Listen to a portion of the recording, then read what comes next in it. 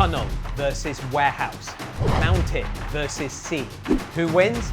Find out as we put the first two single malts from the Sakurao Distillery head to head on Kanpai Planet. The story of the Sakurao Distillery begins over 100 years ago.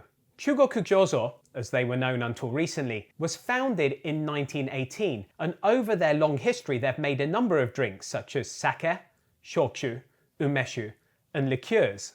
In 1938 they started making whiskey but stopped in the early 80s due to an intense competitive landscape.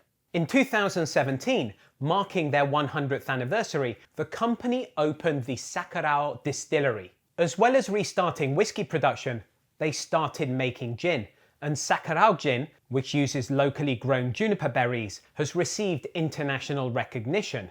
In March 2021, on the heels of this success, the company changed its name to the Sakurao Brewery and Distillery. The distillery is located in Hatsukaichi in Hiroshima. It's by the sea and close to the island of Miyajima, which is home to the world-famous floating torii gate of the Itsukushima Shrine.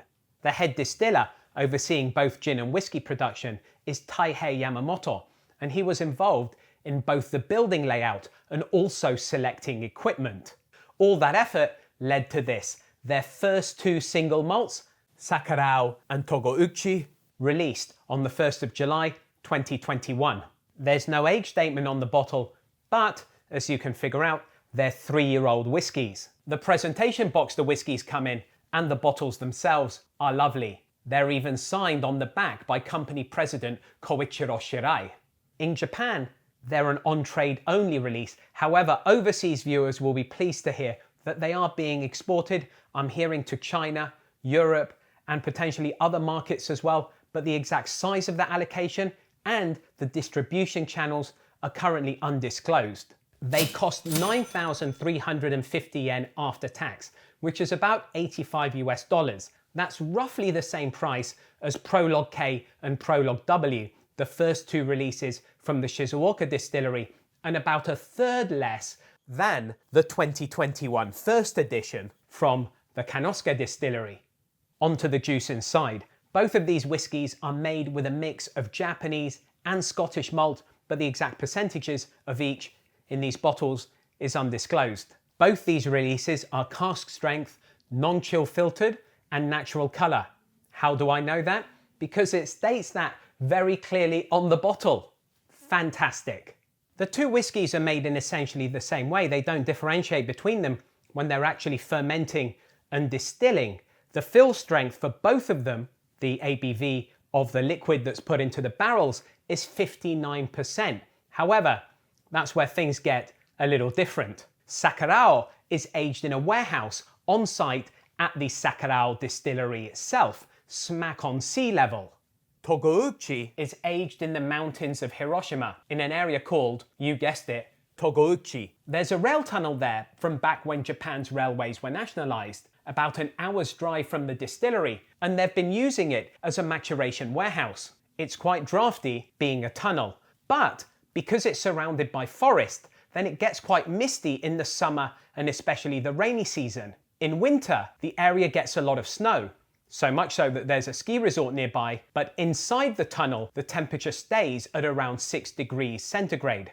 The angel share is about 3 to 4% per year, but they say that perhaps because of the humidity in the summer, the volume of liquid in the barrel doesn't actually reduce that much. They knew from their prior experience that aging whiskey in this tunnel gave it a rounded, smooth sensation. So, how does this fascinating difference in maturation play out in these two bottles? Let's find out. For much, much more from the world of Japan's drinks direct from the heart of Tokyo, subscribe to Kanpai Planet. Let's kick off with Sakurao. It's made mainly with non-peated malt, with a little bit of peated malt in there, just to give it an edge. This single malt uses components aged in a variety of casks.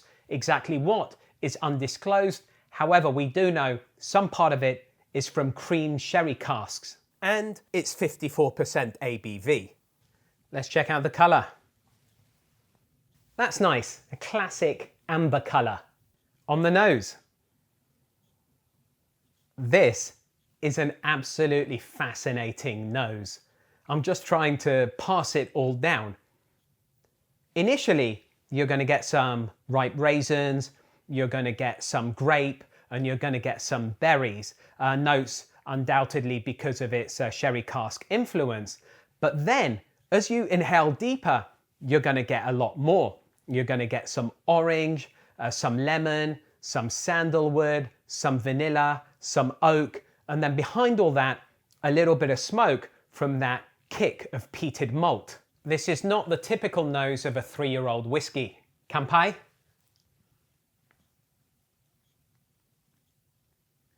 Wow, there's so much going on here. It's actually difficult to extract individual notes. I'm getting more families of flavors. I'm getting some sweetness, some bitterness, some nuttiness, some tart, and some spice.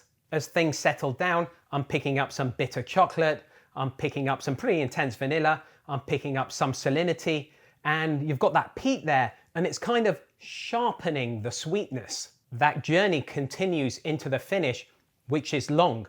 That sweetness is still there, but I'm getting much more sea salt now.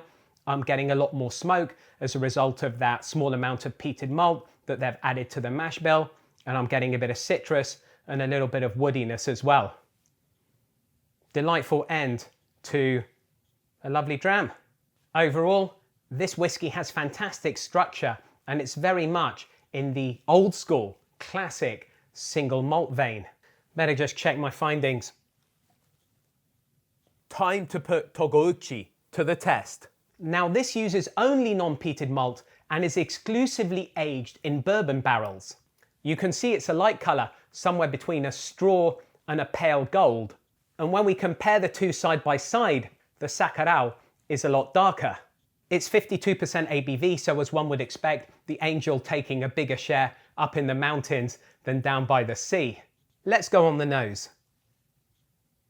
Well, the first comment is that it's very different from the Sakurao. And I don't want to slip into cliches because we do know this has been aged in the mountains, but it does remind me of going on a hike. It's a very fresh nose. On that theme of freshness, I'm getting some freshly picked green apple as well. But there's also this thickness there, akin to jam. I'm thinking marmalade, apricot jam. Kanpai. This is really unlike anything I've had before. You get this quite strong vanilla note and this tingling on the tongue that reminds me of fizzy sweets from the tuck shop back at school. That creaminess has manifested itself wonderfully on the palate. I'm getting this rounded, slightly oily mouthfeel. I'm thinking that creaminess comes from the bourbon barrel. The finish is medium, maybe on the short side of that, and certainly a lot shorter than the Sakurao. It's really refreshing, and those forest, hike, pine notes that I had on the nose are now back here to see me off. This is a fascinating tipple, pretty much a whole new whiskey experience for me. Looking at these two bottles overall, I would struggle to pin either of them down as a 3-year-old whiskey. Doing a head-to-head like this makes me appreciate exactly how that different maturation has affected the flavors in these bottles. It's going to be absolutely fascinating to see how that plays out over time. At Sakurao, you've got the sherry casks pulling against the sea influence. At Togouchi, with the tunnel and the sun and the snow and the mist, it's going to be fascinating to see how this already different dram becomes more changed.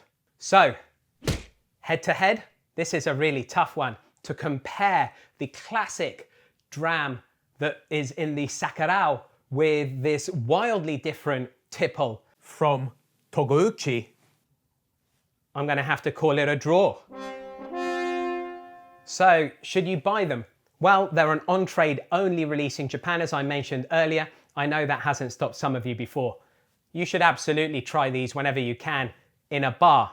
You might be wondering what they did with all of the whiskey that they made in the past. Well, in 2008, they started selling a blend of what they'd made before with imported whiskey. And they did label those bottles Japanese blended whiskey. The launch of these two single malts marks a new era for the company. and they've embraced the new standards released at the start of 2021 by the Japan Spirits and Liqueur Makers Association. Both these bottles are JSLMA compliant, and the company is using their imported whiskey stock in other ways. For example, in their coffee liqueur, launched on the 1st of June 2021. It's great to see Sakurao striving for redemption. Sakurao Distillery have big plans. In fact, they've invested 100 million yen, that's just over $900,000 this year, on expanding whiskey production capacity. Their whiskies are part of the TNT Toyama project, Japan's first major multi-distillery independent bottler. They have exciting plans for the future, with intentions to use malt from Hiroshima and local sake yeast to make whiskey. They actually currently have distillate aging in casks made of chestnut with cask heads of temple juniper wood, both locally sourced in Hiroshima. All of this is going to combine to make a truly parochial whiskey. They have the capacity to make grain whiskey, and they've announced plans to make a single blend of malted grain whiskey made at their distillery by autumn 2023 at the earliest. The future is brighter than ever for Japanese whiskey, with companies like Sakurao lighting the way, with great product backed by a great ethos. Until next time, Kanpai!